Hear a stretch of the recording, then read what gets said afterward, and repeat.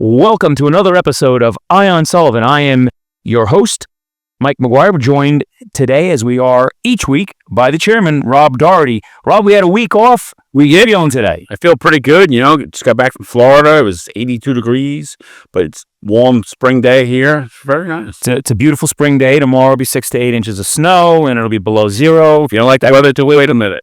That's the way it is here. And what we particularly don't like around here, particularly in the winter, is the rising cost of electricity. That is correct. It's getting out of control.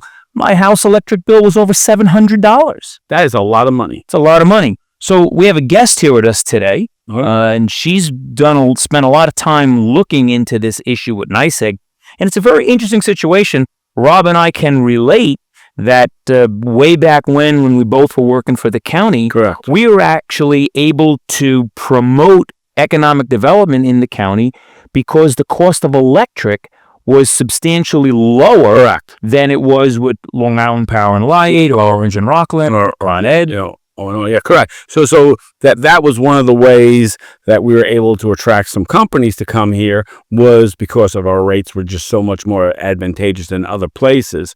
Even though the labor pool was a little bit smaller, we were able to attract them because of the electrical rates. And then in 2022, we got word. I remember it vividly. We were in a legislative meeting on Thursday. Most of those Thursdays are permanently burned in my brain.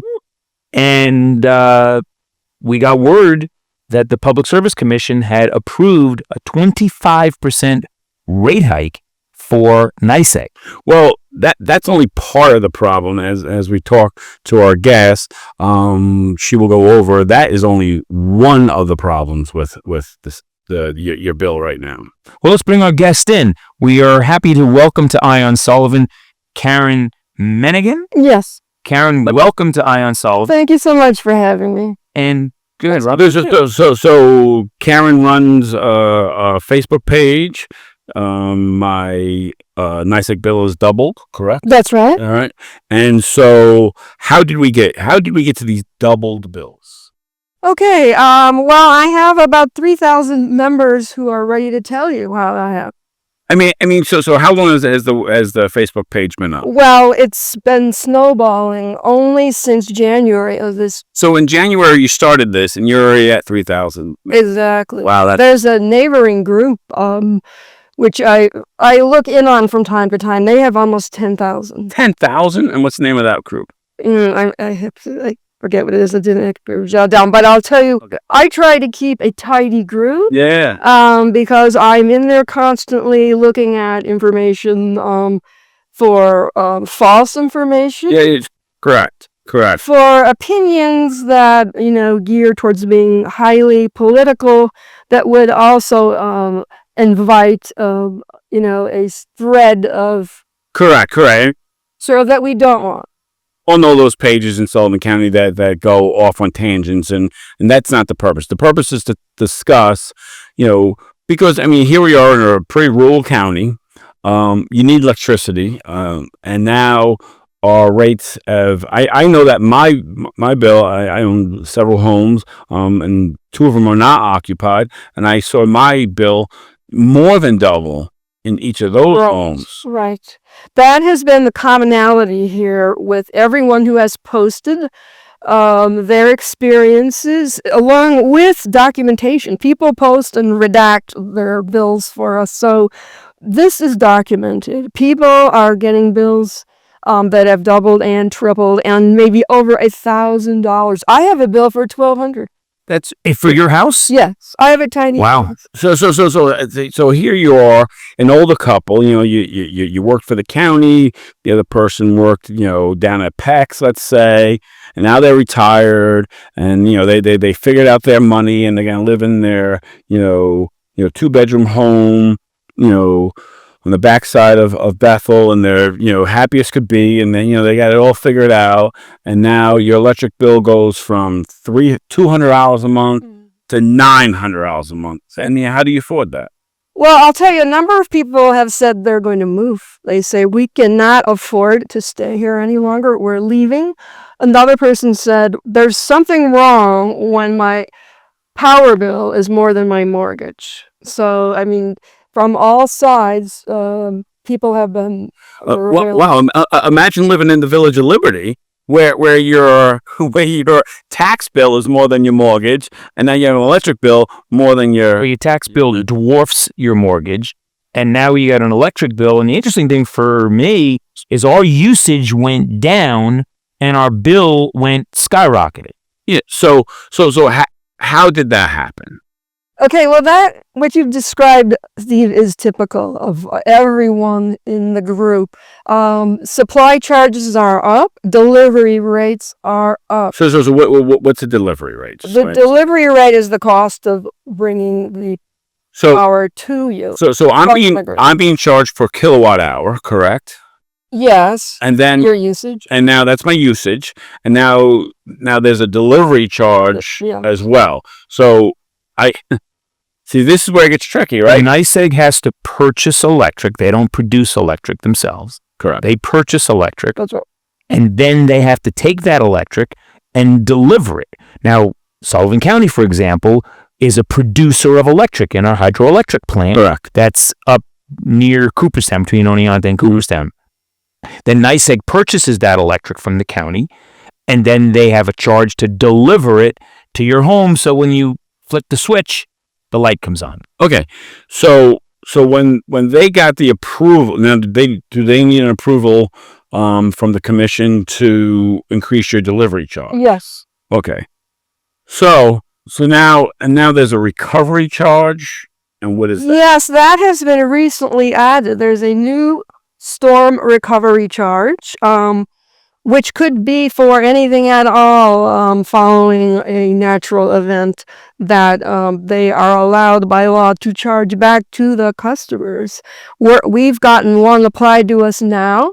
It's going to be on our bills, I think, for the next 5 or 6 months, and then it'll be reduced and be a fixed fee going forward. Okay, so that is, just so that our audience understands, when we have storms and there's ice storms and wind storms and there's sometimes power outages, sometimes not, the infrastructure that NYSEG or Con Ed is using get damaged, or there is extra cost for, you see all these tree companies that are brought in to cut trees down from around wires, down power lines, etc.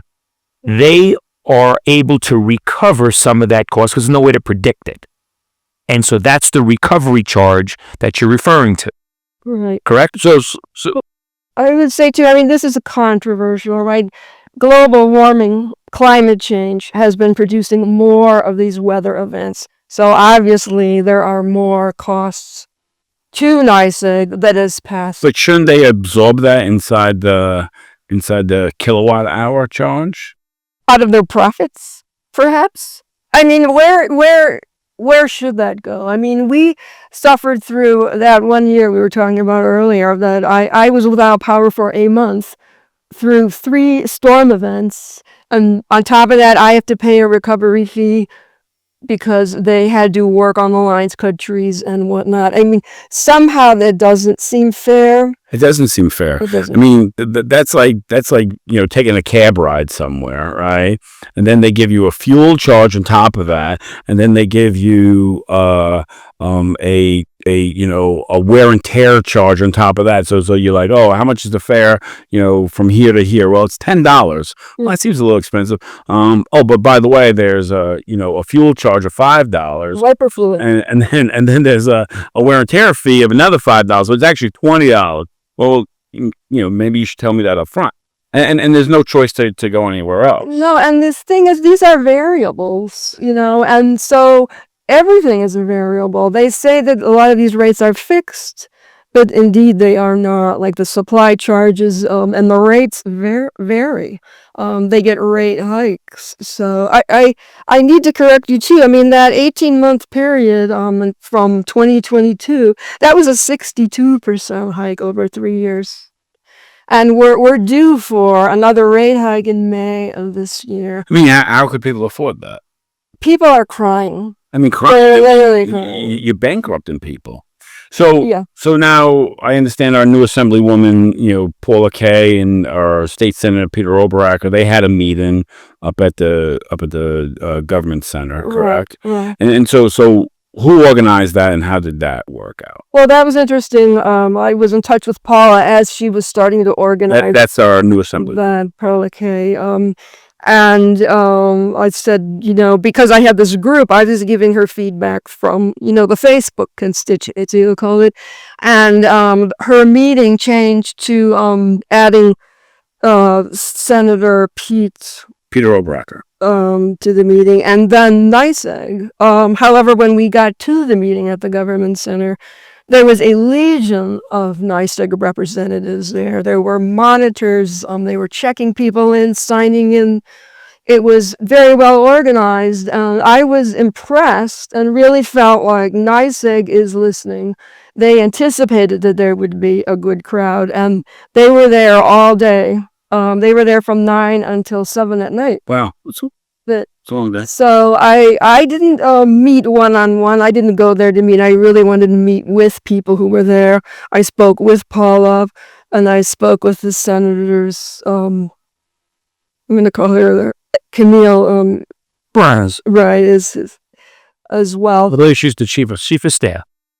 Very important, and I really appreciated me. And she's very good at her job, and she's very, she worked for Mike Mortucci, and she's worked for other people, in government. Yeah. She's very good at it. And so what they wanted to assure people, and we have through our Facebook site, is to offer people that ongoing opportunity to send their bills in to Paula and the senator, and they will advocate for them with NYSEG. It's clear to me that a lot of people don't understand their bills. They don't know how to advocate. I mean, there are all kinds of issues. Were there mistakes on the bills? Yeah, there were mistakes. I mean, there was one fella, who the wrong serial number was mismatched with his billing. That's like rule number one.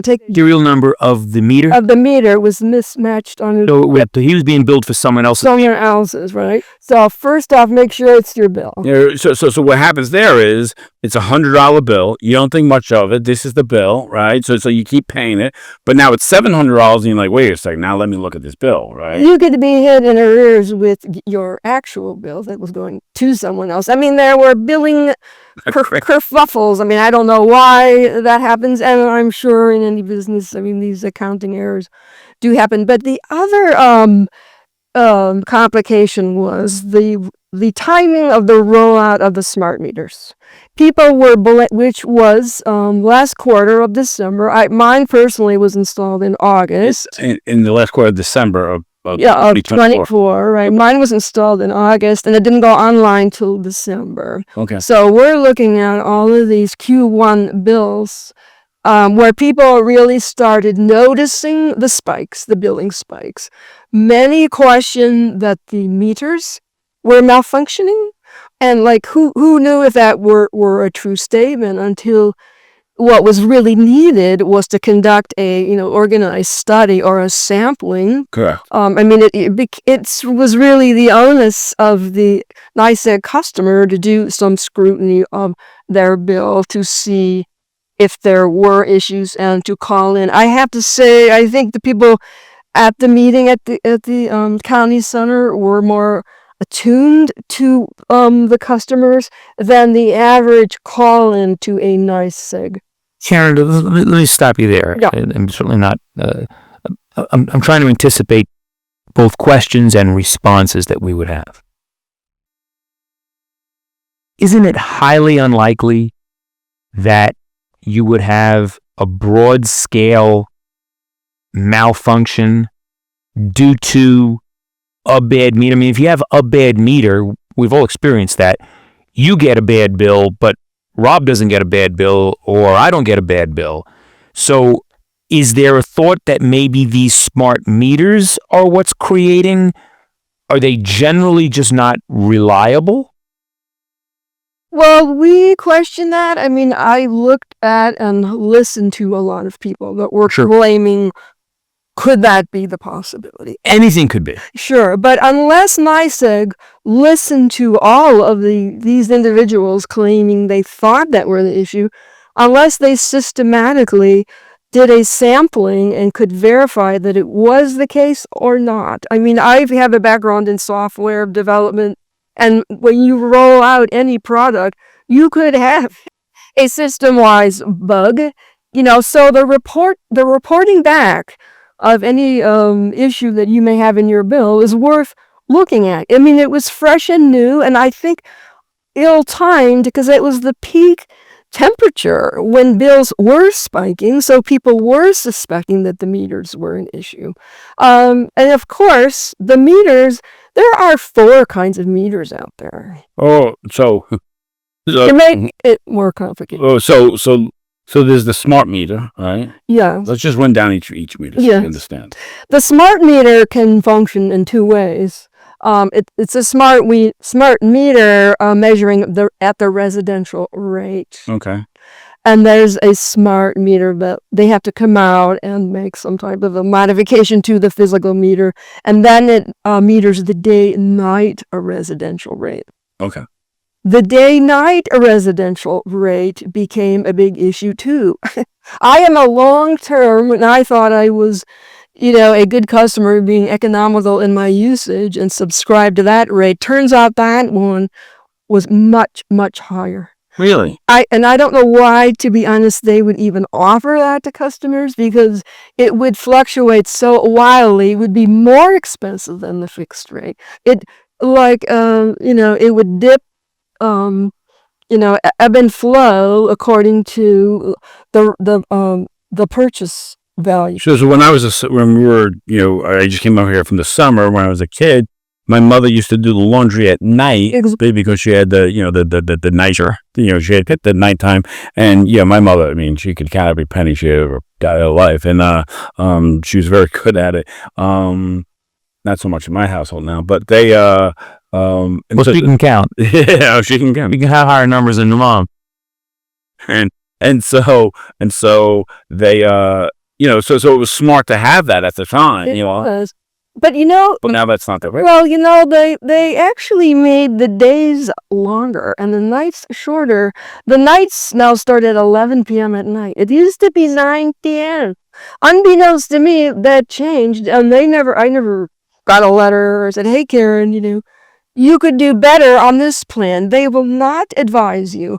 It's basically a roulette. I mean, you're making a best guess as to which rate you should choose. So the purpose of the night rate is that, let's say it's 9:00 at night. So before, you get the kiddies in bed and then you start a load of laundry and you turn on your dishwasher and that's the purpose of the night rate. Mm. And then as that is going through its cycle, you stay up till 10:00 and then the laundry's done and then you put it inside the dryer and you save, on, 30 loads of laundry. Then, over the course of a month, you save $40-50, which is a lot of Well, it money. does add up, but like I say, the night rate starts at 11 p.m. I'm not going to stay up to do laundry at 11. Correct. I think it's only applicable for a furnace, probably heating in winter.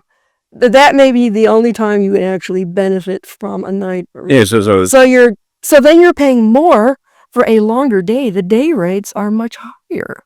So, I mean, the day rate of the day night is much higher than the day rate. wow, of the normal rate. Yeah, the flat. So it means that you really have to, go through your bill and understand, what's happening now. You do. I mean, I have to say, to their credit, I mean, I really am as I say, I have a background in technology development. I love their new dashboard.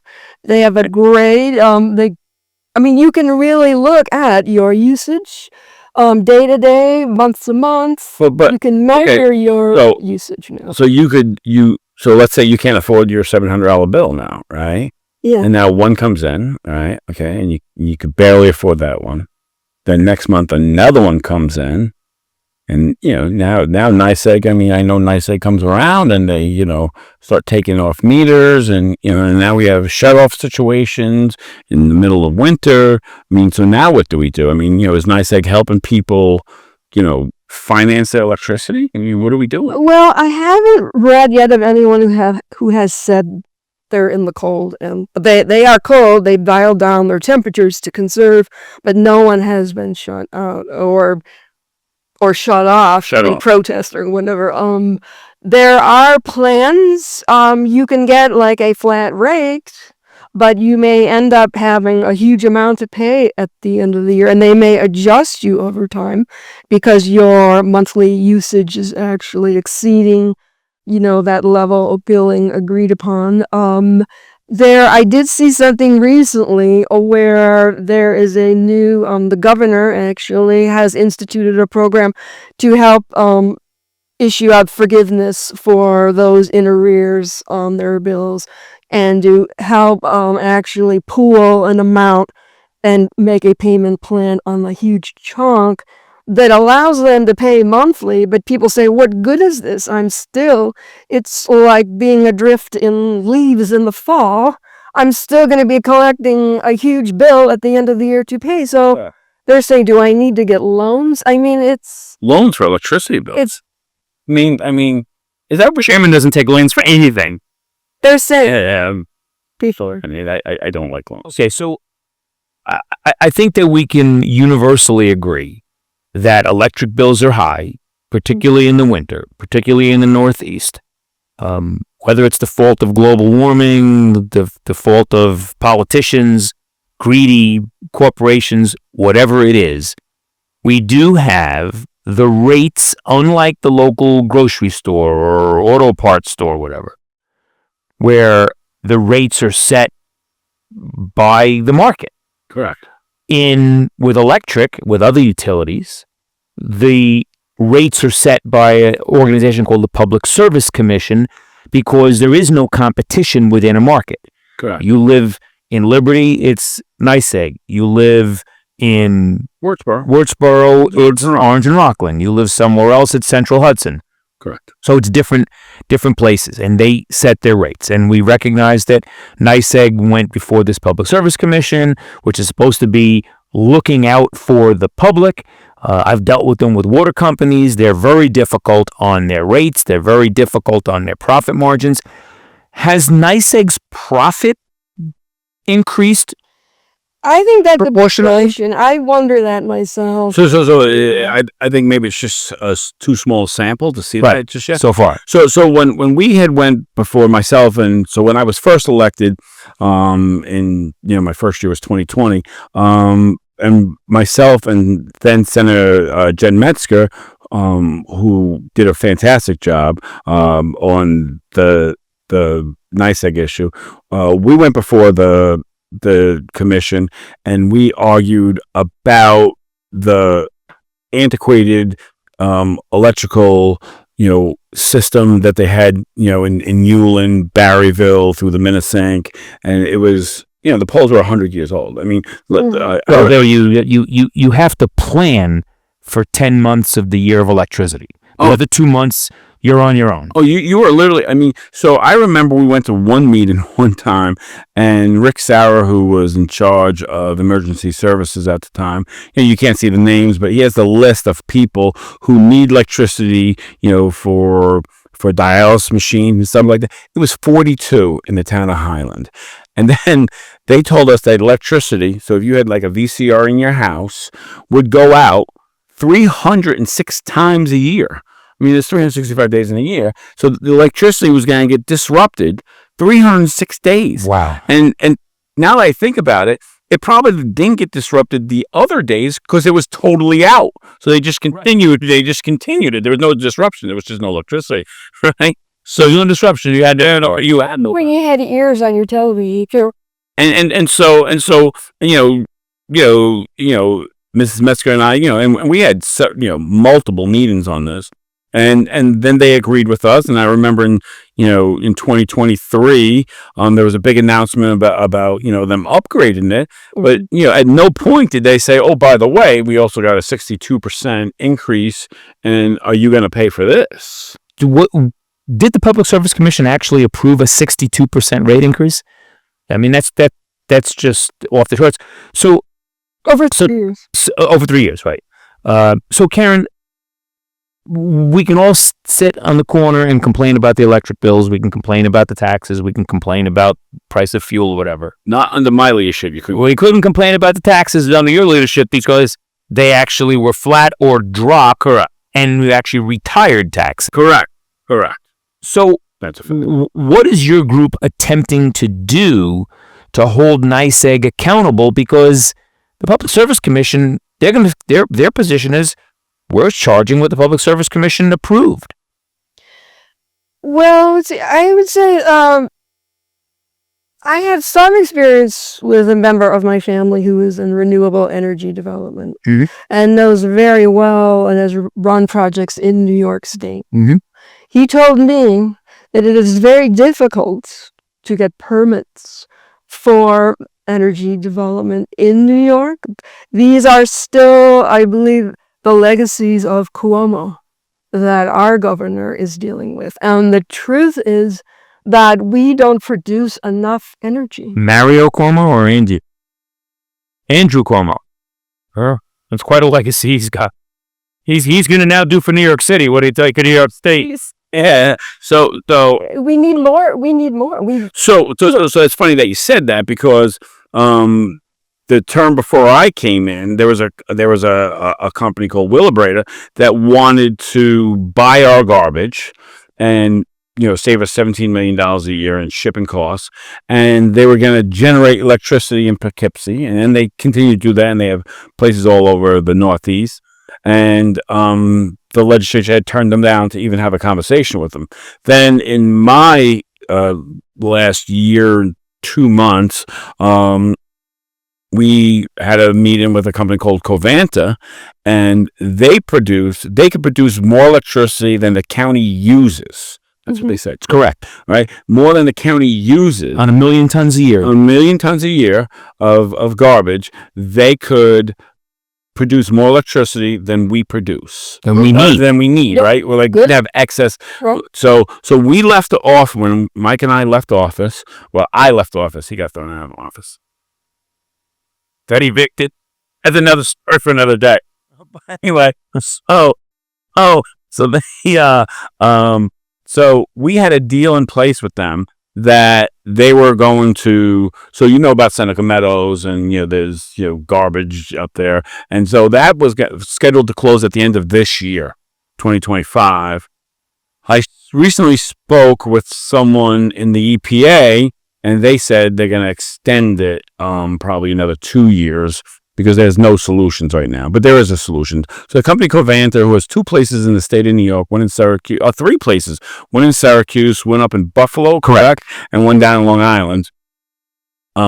They basically burn garbage is what they do. I know that sounds horrible, but trust me. Yeah. I mean, you don't even know what's going on in the place. They have high-rise buildings next to them, high-end condos. They have a mall across the street, a high-end mall. You don't even know this is not a smell. Not enough. Not Water is the only thing coming out of the stack. Correct. It's unbelievable. The Danish model is burning garbage. The German model, which is the number 1 model in Europe, is to burn garbage. The scrubbers now are just off the charts. But anyway, the point being is that produces electricity. Yeah. Okay. And that's what we need, I believe, as a county. We need to move forward as quickly as possible to engage with, whether with Covanta or someone else, to, one, have a better method of getting rid of our garbage, and number 2, a way to produce our own electricity that NYSEG can buy from the county, because currently it's the delivery charges that are really hurting our, the people, not just a kilowatt hour, it's the delivery charges. And I looked at my bill before I came in, and I was like, this is crazy. I mean, I own a company, one of the companies I own, we deliver stuff. I couldn't even imagine being like, oh, by the way, congestion pricing went up. I'm going to up your price by, $10 a delivery. I mean, we need to be in that position. We have a surplus to sell. Correct. Yeah. And it's very simple. Unfortunately, this legislature has done nothing with the deal that we had in place. It's gone, now 15 months. But now we have a member of the legislature and his members of his family that are employed by NYSEG. That's correct. At a middle management or above level. Well, one of the members of the legislature, his job is community relations. Yeah. That's his job. And he wasn't at the meeting that Paula Kay set up and Peter Oberacker. He wasn't at that meeting, and we haven't heard much from him.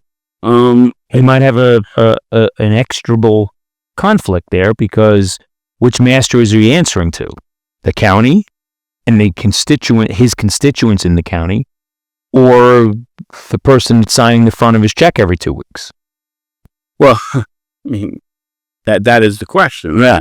I mean, that's a dilemma. Well, having the strategy, having the technology, and the plan to execute it is another matter. Perhaps he recuses himself. Obviously, if it's a conflict of interest, you still have that plan. Well, okay. So let's hypothetically say that the county goes along, contracts with Covanta, and they build a 500,000 ton per year facility. So we use 100, so you know, but we are also growing at a very rapid rate. Correct. I know this for a fact. The EPA or the DEC would not approve 100,000 ton. Well, no reason to. They won't even have the conversation before it was built. Correct. They are talking 500 to 1 million to even have the conversation. Well, and at 500,000, then they're able to produce significant amount of electric. Correct. But I don't know that really helps a whole lot, because NYSEG then purchases that and then charges the same rates. Well, we'd become an ESCO, wouldn't we? A what? An ESCO. We'd become a supplier. Well, we wouldn't, because we would own the plant. Facility is So Covanta, another corporation, would become a supplier. Which, perhaps we get preferred rate Well, that could because be that. it's local. And that could all be negotiated inside the deal. Correct. But here we have a legislature that's gone 15 months, doesn't negotiate anything. Right. I'm going to have I'll talk about a report card on the legislature shortly. In a little bit. So Karen, in the time that we have left, what would ideally, we'd like to see NYSEG say, we're going to give you a vacation, we're going to have no electric bills for the next 6 months. Take off. That's probably not going to make their employees or their unions very happy. So we have an independent commission that sets the rates. Are they independent? So they're sat by the governor. They're sat by the governor. Right. So I know you've got a petition going around. Why don't you tell our audience, what are you asking? Well, first of all, you're asking the governor to take some action. Yes. What do you want the governor to do? We're asking her to investigate why the rates are as high as they are. Okay. So the Public Service Commission approved it. What can she do about that? Right. Well, we know for a fact that she appoints them, and that they basically have been rubber stamping each of the requests for the rate hikes. There was talk of there being an additional approval by the Senate to act as a public consumer advocate, because they do weigh in on the appointments. They approve her appointments, but then after that, they have nothing to do. Because the commission is supposed to act as an independent body. That's not the only independent body that we have that's appointed by the governor. They're supposed to act independently. So that's the way it's set up. So we want the governor to investigate why the rates are what they are. Would there be any action? So let's say she turns around and says, the people just can't afford this, right? Can they roll? Does she have the authority to roll back the rates? Yeah, there's precedent in that. The one that I dug up is she did that with Con Ed. Oh, she did that. She rolled back the rates. It's like in October, fairly recently. So she could do that for before. Yeah, there was talk of, could this be possible for the next hike due in May, to forego that, take a little breather. So it is important to go to your Facebook page and sign that petition, because there is a precedent for rolling back rates. It is important because like I say, a lot of people are despairing, a lot of people are misinformed. So I've been trying to keep the ledger clean there for people to get information, to have an honest conversation, and which is difficult to do, as you know. So we've got a county where the average household income is substantially lower than even many of the bordering counties, Orange, Westchester, Rockland, well in well higher than our average household income.